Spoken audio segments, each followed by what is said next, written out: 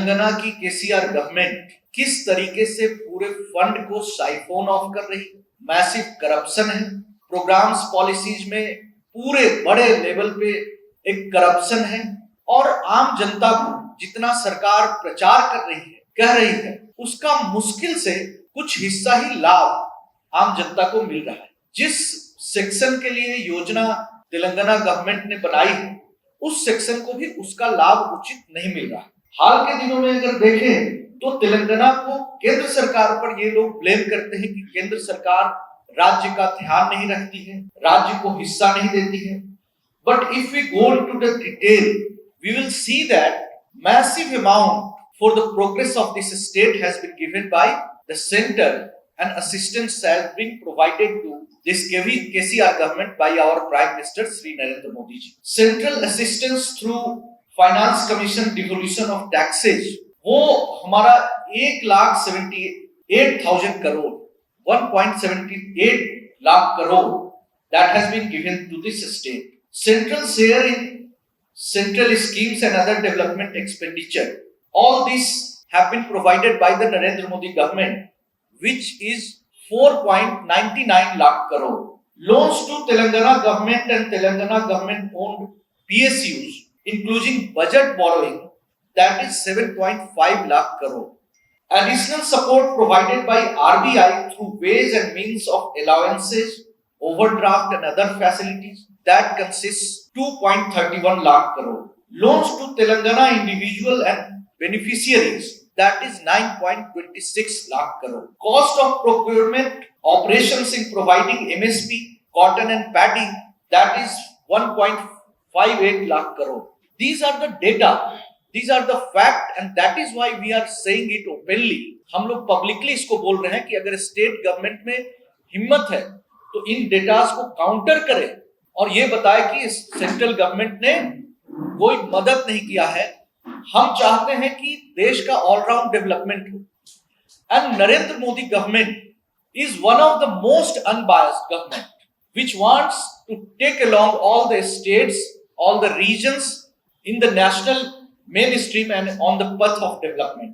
Surprisingly, GST compensation which has been received from center to this state, that is 15,329 crore.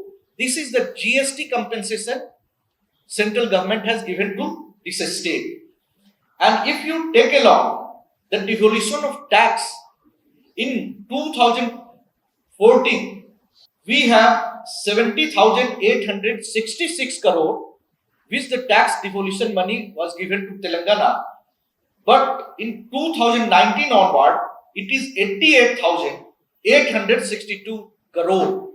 It means there is 253% increase in the share of Telangana government in devolution of taxes.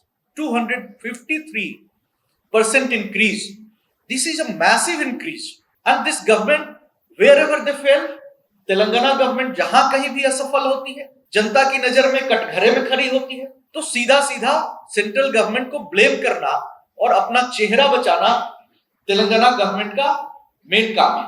अब ये सारे काफी massive data है which we can present, but there are many policies which has not been implemented by the state government, which are really benefiting the people, common people all over the country. First, I would like to mention Ayushman Bharat Yojana. This policy is giving free healthcare benefit to the poor community, bearing जाति धर्म से हटके सभी गरीब लोगों के लिए 5 lakh health benefit आप ऑपरेशन करा सकते हैं कैंसर और बड़ी बीमारियों से। इसमें करीब 1500 के करीब बीमारियां हैं जो कवर्ड है। ये लाभ तेलंगाना गवर्नमेंट की नरेंद्र मोदी जी का नाम हो जाएगा। ऐसी सभी योजनाओं को तेलंगाना गवर्नमेंट बार करती है, इसको लागू होने से स्टेट में रोकती है। दूसरी, प्रधानमंत्री आवास योजना, इसके तहत जो पैसे मिलते हैं इसका सही उपयोग नहीं होता है, दुरुपयोग होता है। आपके यहां धरनी पोर्टल हर जगह कंप्लेंट है। इस पोर्टल के थ्रू मैसिव कमीशन खोरी मींस मिडिल मैन के थ्रू जो पैसा, जो करप्शन को प्रमोट किया गया है, स्टेट स्पॉन्सर्ड करप्शन है, और Dharani portal is contributing to this corruption. Any common people who are the land owner or who are buying land, who wants to have their land records recorded on the portal, if there is any mistake, that won't be checked, that won't be corrected till the time you give bribe to the officials. और ये selective manner में, एक बहुत ही strategic और systematic manner में ये corruption चल रहा है।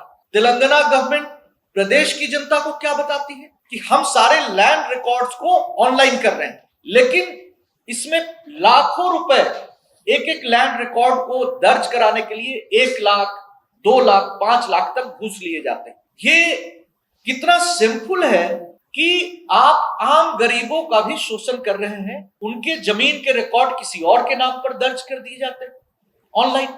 जब वो करेक्ट कराना चाहता है तो उस आदमी को पैसे देने पड़ते हैं, उसका नाम गलत है, उसके पूर्वजों का नाम कहीं गलत है। अब उसको करेक्ट कराना, उसके पसीने छूट जाते हैं। महिलाओं को भी, जो लैंड ओनर्स हैं, उनको तो मैसिव प्रॉब्लम है। They cannot run again and again to the block centers. Dalit Bandhu, ये एक अनदर फियास्को है। Government is not giving second installment on time. और अफसोस होता है कि ये इस राज्य की जो 50% आबादी है, more than 50%, between 50% to 60% consist of backward community. आप बीसी बंधु, जो बैकवर्ड क्लास के लिए आपने स्कीम्स चलाया है, 138 के करीब जातियां हैं अराउंड जो बैकवर्ड क्लासेज में आती है।